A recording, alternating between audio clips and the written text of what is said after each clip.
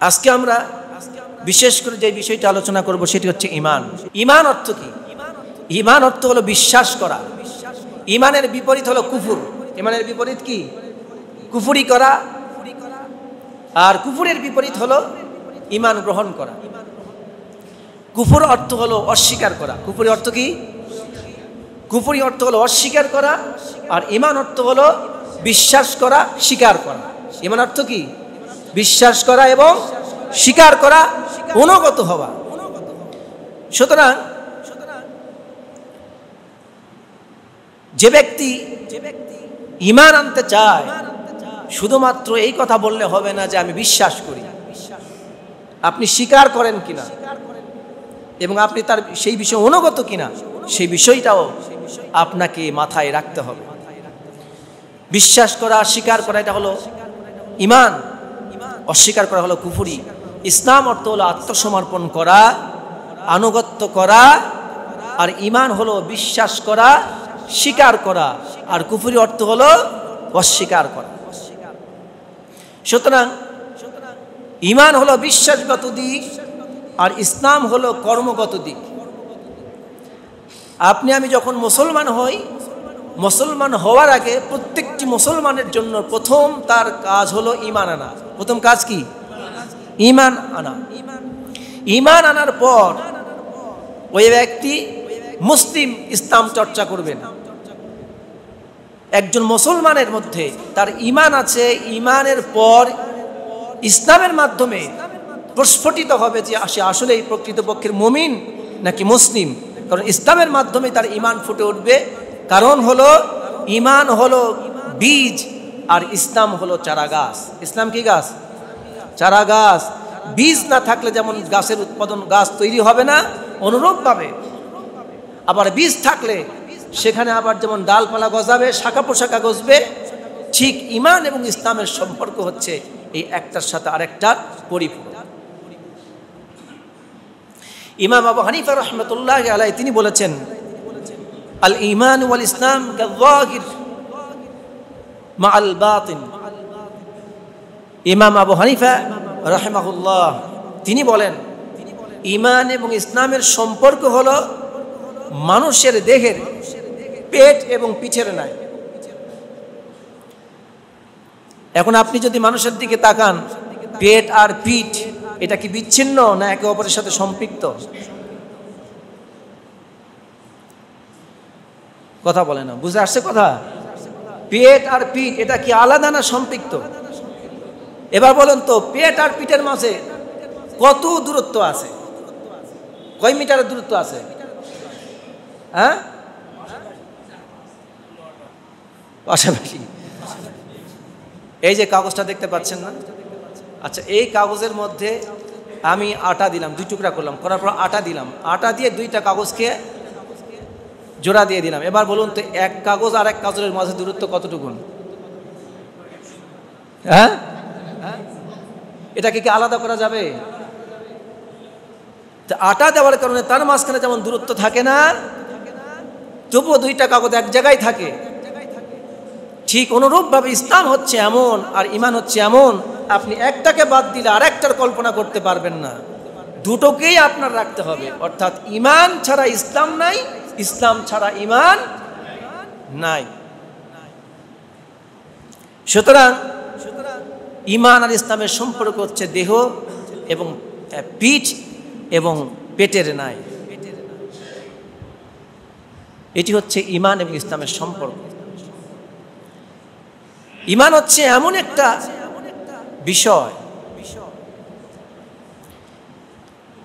ঈমান হচ্ছে এমন একটা বিষয়, ঈমান যদি কারো মধ্যে না থাকে তাহলে সেই মানুষটার মধ্যে আত্মসম্মান বলতে, আত্মমর্যাদা বলতে কিছু থাকে না। কেমনে থাকে না? একজন মানুষ ঈমান আনার আগে সে থাকে বেঈমান, সে মুশরিক, কাফের, অন্য ধর্মাবলম্বী। আপনি এবার চিন্তা করুন, যার ঈমান নাই সেই ব্যক্তির আত্মমর্যাদা নাই। কারণ ঈমানহীন ব্যক্তি সে মুশরিক। দেখুন, সে একটা মাটির মূর্তির সামনে মাথা নত করছে। ইমানহীন ব্যক্তি সে একটা গাছের সামনে মাথা নত করে, একটা প্রাণীর সামনে মাথা নত করে, আগুনের সামনে গিয়ে মাথা নত করে, সূর্যের সামনে গিয়ে মাথা নত করে, চাঁদের সামনে গিয়ে মাথা নত করে, পাহাড়ের সামনে গিয়ে মাথা নত করে, নদীর সামনে গিয়ে মাথা নত করে, সাপের সামনে গিয়ে মাথা নত করে, বাঘের সামনে গিয়ে মাথা নত করে, এভাবে অসংখ্য মূর্তি এবং দেবতার সামনে সে মাথা নত করে। এই যে তার মাথা নত করা, এই মাথা নত করার মানেই হলো তার মধ্যে আত্মমর্যাদা নাই, তার মধ্যে সঠিক জ্ঞান নাই, সে আত্মমর্যাদাহীনতায় ভুগতেছে। একজন মানুষ তো সবার সামনে মাথা নত করতে পারে না, একজন মানুষ সবার গোলাম হতে পারে না। আপনি যদি ধরুন বাংলাদেশে যদি 10টা সরকার থাকে আর 10 সরকারের গোলাম যদি একজন হয়, আর এই 10 সরকার যদি একই ধরনের চিন্তা এক এক রকমের হয়, তাহলে 10 সরকারের 10 চিন্তায় একজন গোলাম কি স্বস্তিতে থাকবে না অস্বস্তিতে ভুগবে? ও বলবে সিটি নিয়ে আয়, ও বলবে তো চা নিয়ে আয়, ও বলবে এখানে ঠিক হয়নি সই করে আন।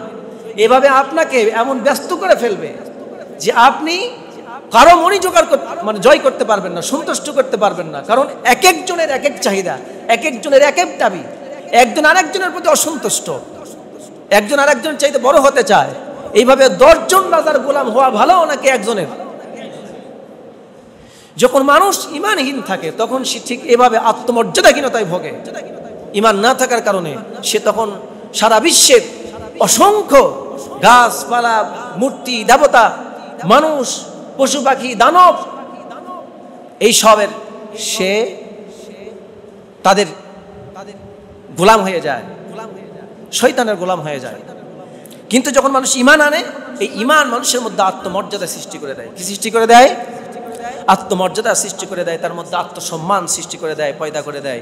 কোরআন মৌলিকভাবে যত দাওয়াত মানুষের সামনে পেশ করেছে তার ভিতর থেকে প্রথম কোরআনের দাওয়াত হচ্ছে ঈমান। প্রথম দাওয়াত কি? ঈমান হচ্ছে কোরআনের প্রথম দাওয়াত। আর 6টি বিষয়ের উপর, 6টি বিষয়ের প্রতি নিঃশর্ত আনুগত্য, নিঃশর্ত বিশ্বাস এবং স্বীকৃতি দেওয়ার নাম হচ্ছে ঈমান। কয়টা বিষয়ের উপর স্বীকৃতি দেওয়ার নাম ঈমান? 6টা। আল্লাহ রাব্বুল আলামিন বলেন, যত নবী রাসূল পৃথিবীতে এসেছেন আল্লাহ তাআলা প্রত্যেক নবীদেরকে, রাসূলদেরকে একটা দায়িত্ব দিয়ে পাঠিয়েছেন। তা হলো এই, তারা যখন মানুষের কাছে এসেছে একটা দাওয়াত তারা মানুষের সামনে পেশ করেছে। তারা বলেছে, ইয়া আইয়ুহান নাসু কুলু লা ইলাহা ইল্লাল্লাহ তুফলিহুন। পৃথিবীতে যত নবী এসেছেন, রাসূল এসেছেন, তারা এসে প্রথম যে দাওয়াতটা দিয়েছে তা হচ্ছে এই, হে মানব, হে আমার জাতি, হে আমার কওমের মানুষেরা, হে আমার সম্প্রদায়ের মানুষেরা, তোমরা ঘোষণা দাও লা ইলাহা ইল্লাল্লাহ, আল্লাহ ছাড়া কোনো ইলাহ না। প্রত্যেক নবী এসে দাওয়াত দিয়েছেন। এমনকি আল্লাহর নবী মুহাম্মদুর রাসূলুল্লাহ সাল্লাল্লাহু আলাইহি ওয়াসাল্লাম তিনি যখন মানুষের সামনে ওহী দাওয়াত পেশ করতে লাগলেন, নবুয়ত পেলেন, রাসূল হয়ে গেলেন, মানুষের সামনে তিনি যখন দাওয়াত পেশ করতে লাগলেন তখন তিনিও এই দাওয়াত দিয়েছেন, লা ইলাহা ইল্লাল্লাহ, এই দাওয়াত দিয়েছেন। এই দাওয়াত দেওয়ার সাথে সাথে মক্কার মানুষেরা তাকে থুতু নিক্ষেপ করেছে, পাথর মেরেছে, তাকে গালি দিয়েছে, গলায় গামছা পেঁচে টান দিয়েছে, তাকে হত্যা করার ষড়যন্ত্র করেছে। শুধুমাত্র একটি কালেমার ঘোষণা দিয়েছেন, লা ইলাহা ইল্লাল্লাহ। এই কালেমা ঘোষণা দেওয়ার কারণে আমার প্রিয় নবী মুহাম্মদুর রাসূলুল্লাহ সাল্লাল্লাহু আলাইহি ওয়াসাল্লাম শিবে আবি তালেবে জেল খেটেছেন। কয় বছর? 3.5 বছর। কত বছর? 3.5 বছর জেল খেটেছেন শিবে আবি তালেবে। তাকে থুতু মেরেছে, যেই গায়ে মশামাছি পর্যন্ত বসতো না, যেই নবীর হাতের আঙ্গুলির ইশারাতে চাঁদ দ্বিখণ্ড হয়ে যেত, যেই নবী ইশারা করলে গাছ নবীর কাছে ছুটে এসে সালাম দিত, মাথায় ছায়া দান করত, মেঘ তার উপরে ছায়া দিত, রোদ যেন তার গায়ে না লাগে, সেই নবীর গায়ে থুতু মেরেছে, সেই নবীকে গলায় গামছা পেঁচিয়ে জমিনে ফেলাই দিয়েছে, সেই নবীকে হত্যা করার জন্য বিষ প্রয়োগ করেছে, সেই নবীকে তারা নির্যাতন করতে করতে এমন একটা পর্যায়ে আসলো যখন দাওয়াত বন্ধ করতে পারল না। এ দাওয়াত বন্ধ করবার জন্য শিবে আবি তালেব কারাগারে 3.5 বছর বন্দি রেখে জেলখানায় ধুকে ধুকে মারার চেষ্টা করেছে, খাদ্য পানি সব কিছু বন্ধ করে দিয়েছে। তবু আল্লাহর নবী কালেমার দাওয়াত লা ইলাহা ইল্লাল্লাহ এই দাওয়াত বন্ধ করেন নাই, বলুন সুবহানাল্লাহ। তাহলে এই কালেমা গুরুত্বপূর্ণ একটা কালেমা। এই জন্য আল্লাহ রাব্বুল আলামিন এই কালেমা সম্পর্কে বলছেন সূরা মুহাম্মাদে। আল্লাহ তাআলা বলছেন ফালাম আন্নাহু লা ইলাহা ইল্লাল্লাহ। আল্লাহ পাক বলছেন, হে নবী ভালো করে জানো আল্লাহ ছাড়া কোনো ইলাহ নাই। ভালো করে জেনে নাও লা ইলাহা ইল্লাল্লাহ এটা কি জিনিস, এটা তুমি নিজে বুঝো, তুমি নিজে জানো লা ইলাহা ইল্লাল্লাহ কি। তাহলে আমি আমার জন্য প্রথম দায়িত্ব যে আমি মুসলমান। লা ইলাহা ইল্লাল্লাহ হর হামেশা মুখ দিয়ে বললেই শুধু মুসলমান হবেন না, মুখ দিয়ে কোনো রকম ভাবে বংশানুক্রমিক ভাবে মৌখিকভাবে লা ইলাহা ইল্লাল্লাহ বললেই মুমিন হওয়া যাবে না। মুমিন হতে গেলেই কালেমার হক আদায় করে কালেমা পড়তে হবে, ঠিক কিনা বলুন। কারণটা হলো আপনি নিজের অজান্তেই ঈমান হারায় ফেলতে পারেন। আপনি যখন ঈমান আনবেন, ঈমান আপনার মধ্যে আত্মমর্যাদা পয়দা করে দিবে, আত্মসম্মান বোধ সৃষ্টি করে দিবে। আপনি তখন কোনো মানুষের সামনে মাথা নত করতে পারবেন না, গাছের সামনে মাথা নত করতে পারবেন না, কোনো দেবতার সামনে মাথা নত করতে পারবেন না, আল্লাহকে বাদ দিয়ে কোনো মানুষকে প্রভু হিসাবে মানতে পারবেন না, কোনো মানুষের গোলামি করতে পারবেন না। কারণ তখন একমাত্র আপনার মাথা নত হবে আর চাওয়া পাওয়া সব একজনের কাছে হবে, তিনি কে? আল্লাহ রাব্বুল আলামিন বলছেন, বান্দা ইন্নাল্লাযীনা তাদউনা মিন দুনিল্লাহি ইবাদুন আমসালুকুম। আমার বান্দা শোনো, আমি আল্লাহকে বাদ দিয়ে তোমরা যারা অনুরূপ তোমাদের মতো গোলামদের কাছে মাথা নত করো, তাদেরকে ডাকো, তাদের কাছে সাহায্য চাও, গাছের কাছে সাহায্য চাও, দেবতার কাছে সাহায্য চাও, মূর্তির পূজা করো, পাহাড় পর্বতের পূজা করো, গাছ মাছের পূজা করো, তোমরা অসংখ্য দেবতার পূজা করো, মানুষের কাছে গিয়ে পূজা করো, মানুষের কাছে সাহায্য চাও। ওরা তো তুমি যেমন মাটির মূর্তির কাছে পূজা করে তাদের কাছে সাহায্য চাইতেছ, তুমি যেমন কবরে গিয়ে মাজারে গিয়ে যেমন মরা মানুষের কাছে ওলির কাছে তুমি সাহায্য চাইতেছো, আল্লাহ রাব্বুল আলামিন ডাক দিয়ে বলতেছেন, বান্দা তুমি যেমন আমার গোলাম, এই দুনিয়ার সমস্ত সৃষ্টি যাদের কাছে তুমি চাও তারা সবাই তোমার মতো আমার গোলাম, ঠিক কিনা বলুন। গাছ কার সৃষ্টি? মাছ, আগুন, সূর্য, চাঁদ, আসমান, জমিন, পীর সাহেব।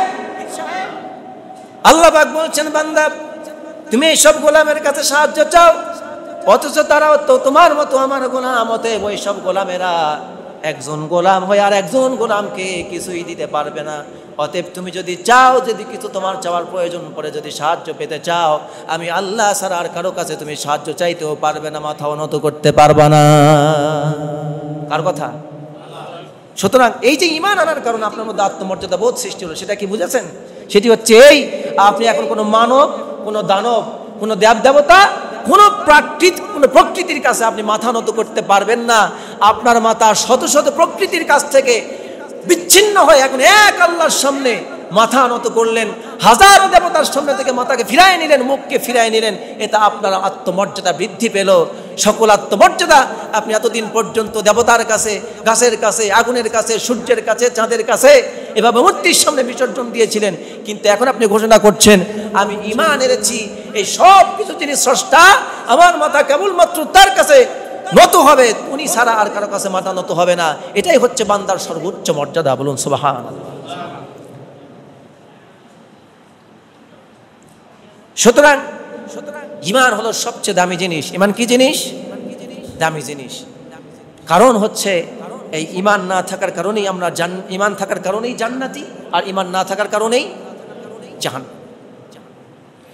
আল্লাহ রাব্বুল আলামিন বলেন, দুনিয়ার মানুষ যদি ক্ষতি থেকে বাঁচতে চায়, জান্নাতে যদি যেতে চায়, আল্লাহ রাব্বুল আলামিনকে যদি সন্তুষ্ট করতে চায় তাহলে তারা যেন ঈমান আনে। আল্লাহ রাব্বুল আলামিন বলেন দুনিয়ার সমস্ত মানুষের ব্যাপারে আল্লাহ পাক বলছেন ওয়াল আসর ইন্নাল ইনসানা লাফি খুসর ইল্লাল্লাযীনা আমানু ওয়া আমিলুস সালিহাত ওয়া তাওয়াসাউ বিল হাক্কি ওয়া তাওয়াসাউ বিস সাবর।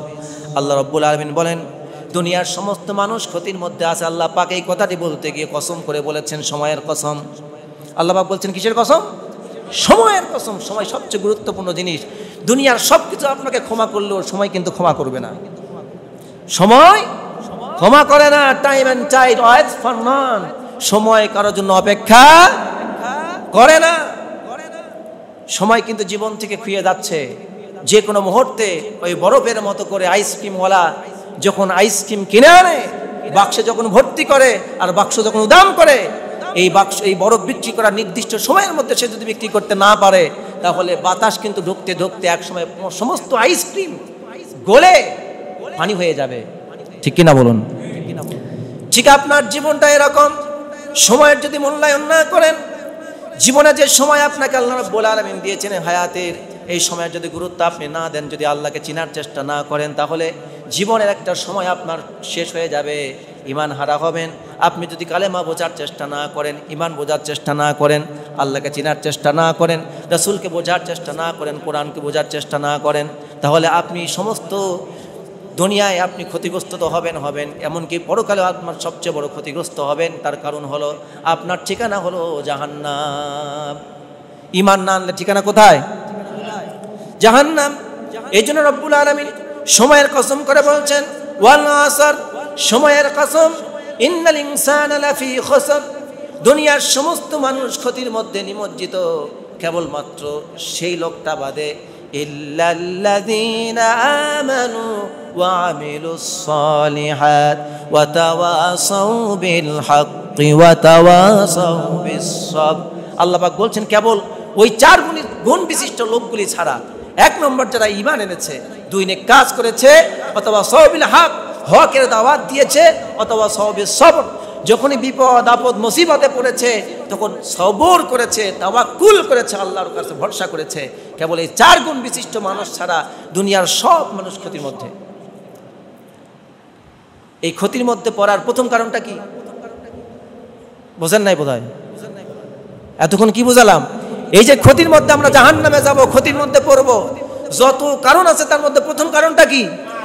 ঈমান না থাকা।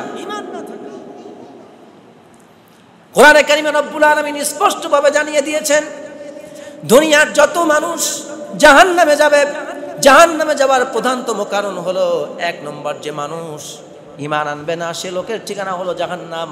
দুই নম্বর ওরা হলো জাহান্নামে যাবে যে মানুষ দুনিয়াতে নামাজ আদায় করে নাই, আর মানুষকে খাদ্য দেয় নাই, ধন সম্পদে কৃপণ ছিল, এমন ব্যক্তিরা জাহান্নামে যাবে। জাহান্নামে যাওয়ার সিরিয়ালের মধ্য থেকে প্রথম হলো তারা জাহান্নামে যাবে যারা হলো বেঈমান। দুই নম্বর যারা নামাজ পড়ে নাই আর যারা নিজের ধন সম্পদের ব্যাপারে কৃপণ ছিল, মানুষকে দান খয়রাত করে নাই, এরা হলো জাহান্নামী। এরা কি? জাহান্নামী। সুতরাং ঈমান হলো সবচেয়ে দামি জিনিস। আর জাহান্নামে যাওয়ার প্রথম কারণ হলো ঈমান। আপনি যখন ঈমান আনবেন তখন আপনি জাহান্নাম থেকে মুক্তি পাওয়ার একটা ব্যবস্থা পেয়ে গেছেন। সুবহানাল্লাহ পড়ুন। আল্লাহ রাব্বুল আলামিন কোরআনে কারিমে বলছেন ইয়া আইয়ুহাল্লাযীনা আমানু হাল আদুল্লুকুম আলা তিজারাতিন তুনজিকুম মিন আযাবিন আলীম। আল্লাহ তাআলা বলছেন হে ঈমানদারেরা, আমি কি তোমাদেরকে এমন একটা ব্যবসার কথা বলবো, হাল আদুল্লুকুম, আমি কি তোমাদেরকে খবর জানাবো, আলা তিজারা, আমি কি তোমাদেরকে এমন একটা ব্যবসা সম্পর্কে জানাবো যেই ব্যবসাটা করলে তোমরা মিন আযাবিন আলীম, কঠিন আযাব থেকে, যন্ত্রণাদায়ক শাস্তি থেকে তোমরা বেঁচে যাবে। এমন একটা ব্যবসার কথা কি আমি তোমাদেরকে বলবো? আপনারা কি মনে করেন বলা উচিত না উচিত নয়? রাসূলুল্লাহ সাল্লাল্লাহু আলাইহি ওয়াসাল্লাম এরকম সাহাবায়ে কেরামদের সামনে জিজ্ঞেস করছেন, আল্লাহ তাআলা ওহী নাযিল করছেন, আল্লাহ তাআলা তার নবীকে জানাচ্ছেন আমি কি তোমাদেরকে বলবো? আল্লাহ তাআলা ঈমানের ব্যাপারে প্রথম আগ্রহ সৃষ্টি করাচ্ছেন। ওই জিনিসটাকে গোপন করে রাখলেন, কারণ গোপন জিনিস জানার প্রতি মানুষের আগ্রহ বেশি। অজানাকে জানার আগ্রহ মানুষের বেশি না কম? অজানাকে জানার আগ্রহ মানুষের বেশি। এই জন্য আল্লাহ তাআলা বিষয়টাকে গোপন রেখে বললেন, আমি কি তোমাদের কেমন একটা বিষয়ের কথা বলবো যেই বিষয়টা করলে পরে, ওই ব্যবসাটা করলে পরে তুমি জাহান্নামের কঠিন আযাব থেকে বেঁচে যাবে। সুবহানাল্লাহ। এবার আল্লাহ তাআলা নিজে জবাব দিচ্ছেন, সেই ব্যবসাটা কি শোনো। তুমিনুনা বিল্লাহি ওয়া রাসূলিহি ওয়া তুজাহিদুনা ফি সাবিলিল্লাহি বিআমওয়ালিকুম ওয়া আনফুসিকুম যালিকুম খায়রুল লাকুম ইন কুনতুম তা'লামুন। সুবহানাল্লাহ। আল্লাহ তাআলা বলছেন, শোনো, সেই ব্যবসাটা হলো এই তুমিনুনা বিল্লাহ, তোমরা আল্লাহর প্রতি ঈমান আনবে, ওয়া রাসূলিহি, এবং তার রাসূলের প্রতি ঈমান আনবে, ওয়া তুজাহিদুনা ফি সাবিলিল্লাহ, আর আল্লাহর রাস্তায় জানমাল দিয়ে জিহাদ করবে। আর তুমি যদি তোমার জানমাল দিয়ে আল্লাহর রাস্তায় জিহাদ করো, আল্লাহর প্রতি ঈমান আনো, রাসূলের প্রতি ঈমান আনো, আর যদি আল্লাহর দ্বীন কায়েমের জন্য জানমাল দিয়ে আল্লাহর রাস্তায় জিহাদ করো, তাহলে এটাই তোমাদের জন্য কল্যাণ করো, যদি তোমরা এটা বুঝে থাকো। সুবহানাল্লাহ। আল্লাহ বললেন, তোমরা জাহান্নাম থেকে বাঁচার জন্য প্রথম যে পুঁজি ব্যবসা করতে লাগবে, ব্যবসা করতে কি লাগে? কথা কয় না। আপনারা তো অধিকাংশ লোক ব্যবসায়ী, জামালগঞ্জ বাজারের মুসল্লি, আপনারা কি লাগে? পুঁজি লাগে। কি লাগে? পুঁজি লাগে। তো পুঁজি ছাড়া কি ব্যবসা হয়? 1 টাকা হইলেও, 4 আনা হইলেও আপনার পুঁজি লাগবে।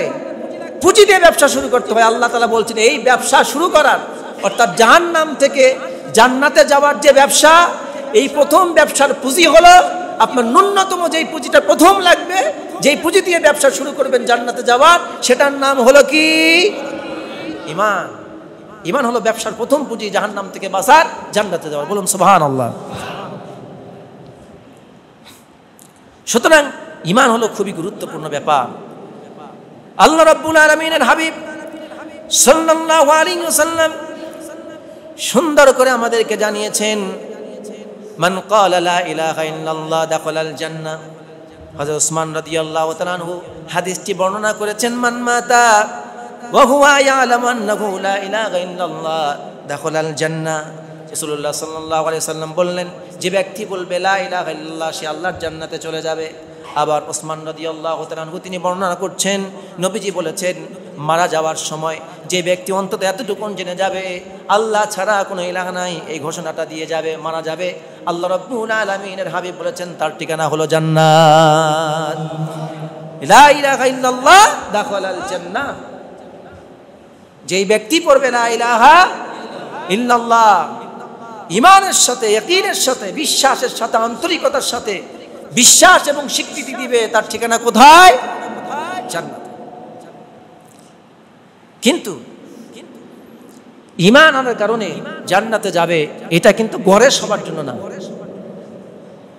ঈমান আনলে শুধু এতটুকুন কথা বললেই আমরা জান্নাতে যাব, লা ইলাহা জান্নাতে যাবে, এর ব্যাখ্যা হয়তোবা আমি ইতিপূর্বেও আপনাদেরকে বলেছি, যাদের স্মরণ থাকার কথা, যারা শুনেছেন তাদের স্মরণ থাকার কথা। লা ইলাহা ইল্লাল্লাহ এতটুকুন পড়লেই কি একজন লোক প্রথমে জান্নাতে যাবে? না, এতটুকুন পড়লে একজন লোক প্রথমে জান্নাতে যাবে না। তবে কোন লোকটা জান্নাতে যাবে? যেই লোকটা ঈমানের দাওয়াত পায়নি, ইসলামের দাওয়াত পায়নি, এই ব্যাপারে সে অজ্ঞ ছিল, অসচেতন ছিল, জ্ঞান ছিল না, অন্যায় করতে করতে শেষ পর্যায়ে এসে মৃত্যুর আগ মুহূর্তে সে ইসলাম সম্পর্কে অনুশোচনা হয়েছে, অপরাধ সম্পর্কে অনুশোচনা হয়েছে। এখন সে সত্যিই আন্তরিকভাবে ইসলাম বুঝেছে, যার কারণে সে তওবা করে কালেমা পড়ে মৃত্যুবরণ করেছে। এই লোকটা মারা গেলে তার গুনাহগুলি মাফ করে দিয়ে আল্লাহ তাআলা তাকে জান্নাত দান করবেন। কিন্তু একজন সচেতন মানুষ, ঈমান সম্পর্কে বোঝে, ইসলাম সম্পর্কে জানে, জান্নাত জাহান্নাম বোঝে, এমন একটা লোক যদি এই কালেমা নিয়ে যদি তালবাহানা করে, ঈমান নিয়ে তালবাহানা করে, আজ করছি কাল করব, আজকে থাক কালকে করব, এরকম করে যদি তালবাহানা করে, সে কিন্তু এভাবে মুক্তি পাবে না। আল্লাহ তাআলা তার ব্যাপারে কি বলেছেন? আল্লাহ তাআলা বলছেন, ওয়ালাইসাতিত তাওবাতু লিল্লাযীনা ইয়ামালুনাস সাইয়্যাত হাত্তা ইযা হাদারা আহাদাহুমুল মাউত ক্বালা ইন্নী তুবতুল আন। আল্লাহ রাব্বুল আলামিন বলেন, যেই বান্দা ইসলাম জানে, কালেমা জানে, কোরআন জানে, বোঝে, ইসলাম সত্য বলে, আল্লাহকে সত্য বলে জানার পর তাল বাহানা করে সময় কাটালো, অন্যায় কাজ করতেই থাকলো, একটার পর একটা অন্যায় কাজ করতেই থাকলো। এমনি করতে করতে এক পর্যায়ে মালাকুল মউত তার কাছে হাজির হয়ে গেল, জীবনটা কবজ করে ফেললো। আর ঠিক সেই মুহূর্তে ওই ব্যক্তি এখন ঘোষণা করছে, আমি তো এখন মারাই যাব, মৃত্যুর ফেরেশতাকে আমি দেখতে পাচ্ছি, অতএব এখন আমি ফেরাউনের মতো একবার কালেমা পড়ে নেই, লা ইলাহা ইল্লাল্লাহু মুহাম্মাদুর রাসূলুল্লাহ। মৃত্যুর একদম সন্নিকটে মালাকুল মউত দেখতে পাচ্ছে যে মালাকুল মউত চলে আসছে তাকে হত্যা করার জন্য, তাকে জান কবজ করার জন্য। ঠিক সেই মুহূর্তে সে যদি কালেমা পড়ে, আল্লাহ বলছেন তখন তুবতুলান লাল্লাযীনা ইয়ামুতুনা ওয়া হুম কুফফার, এই সময় সে যদি তওবাও করে তার তওবা কবুল হবে না, কুফরি হালতেই তার মউত হবে, কারণ সে একটার পর একটা অন্যায় জেনে শুনে করতেই ছিল। এই জন্য তার মৃত্যু ইমানের হালতে হবে না, তওবার হালতে আর হবে না, তার মৃত্যু হবে কিসের হালতে? কুফরির হালতে। সুতরাং তার ঠিকানা কোথায়? জাহান্নাম। সুতরাং ইমানের ঘোষণা শুনে লাভ দিয়ে উঠে শুধু লা ইলাহা ইল্লাল্লাহ এতটুকু শুধু বললেই জান্নাতে যাওয়া যাবে। মান ক্বালাল কালিমাতা আদা হাক্কাহা, আপনি কালেমা পড়েছেন, এর হক আপনাকে আদায় করতে হবে, হক আদায় না করলে জান্নাতে যাওয়া যাবে। সুতরাং যে ব্যক্তি ঈমান এনেছে, এখন সেই ব্যক্তি যারা মসজিদে এসেছি, আমি বিশ্বাস করি মসজিদের সমস্ত মানুষ আমরা যারা এসেছি তারা কালেমা পড়েছি, আমরা নিজেকে মুসলমান বলে পরিচয় দেই। আমি বিশ্বাস করি এখানে সবাই কালেমা বিশ্বাস করেন কিনা? কালেমা কারা বিশ্বাস করেন না দেখি হাত দেখান দেখি। দেখছেন কালেমা বলে বিশ্বাস করে না এতগুলো মানুষ। আচ্ছা যাক, বুঝে গেছি না, এটা একটু টেস্ট করলাম যে আসলে ওনারা শুনতেছে আমার কথা, কিন্তু খুব দ্রুত তারা নিচ্ছে, তারা অপেক্ষায় আছে হুজুর একটা বললেই হয়। এটা একটা ভালো লক্ষণ, তবে আরো ব্রেনটা শার্প করতে হবে। আল্লাহ তাআলা আমাদেরকে কবুল করুন, বলুন আমিন। তাহলে এতটুকু আমরা বুঝি যে আমরা কালেমা সবাই বিশ্বাস করি, ঠিক কিনা বলুন?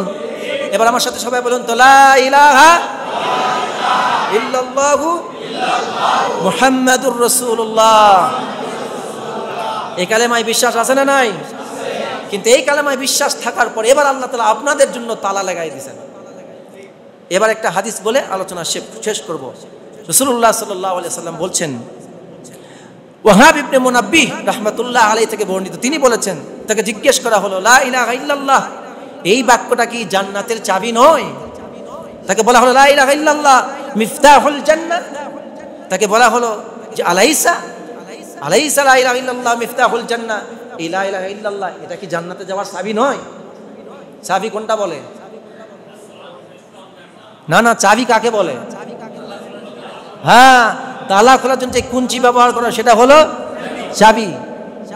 গ্রামের লোক কিন্তু চাবি আর সোরান বোঝে। কি বোঝে? যেই লাও সেই চাবি, সোরান একই জিনিস, উল্টা বুঝলে হবে না। চাবি হলো তালা খোলার যেটা, সেটা হলো চাবি। তো বলা হচ্ছে মিফতাহুল জান্নাহ, আলাইসা লা ইলাহা ইল্লাল্লাহ মিফতাহুল জান্নাহ। আচ্ছা তোমরা বলো তো, তুমি বলো তো, লা ইলাহা ইল্লাল্লাহ এটা কি জান্নাতে যাওয়ার চাবি না? জান্নাতের গেট যে তালা দিয়ে বন্ধ করা আছে, ওই জান্নাতের গেটের তালা খোলার জন্য লা ইলাহা ইল্লাল্লাহ এটা চাবি। সে বলছে হ্যাঁ এটা চাবি।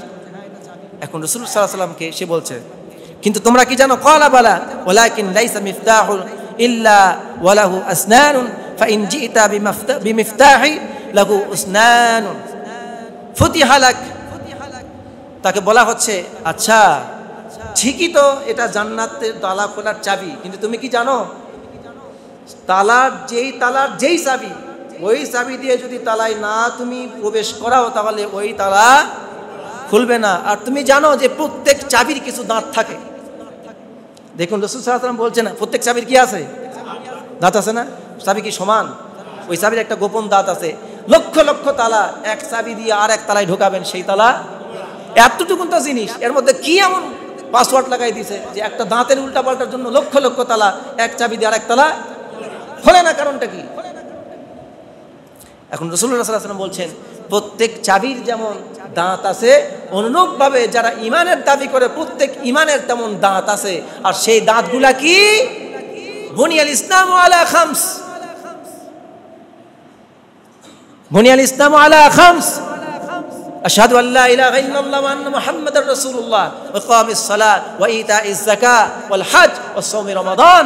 আর প্রত্যেক চাবির দাঁত হলো কালেমা, নামাজ, যাকাত, হজ, রোজা, দান, খায়রাত, এরকম প্রত্যেকটি নেক কাজ হলো ওই চাবির দাঁত। বলুন সুবহানাল্লাহ। সুতরাং যারা ঈমান এনে বসে আছে, এখন আমাদের দাঁতগুলো ঠিক করা দরকার আছে না নাই? দাঁতগুলো ঠিক করা দরকার আছে না নাই? তাহলে দাঁতগুলি আমরা ঠিক করবো, বলুন ইনশাআল্লাহ।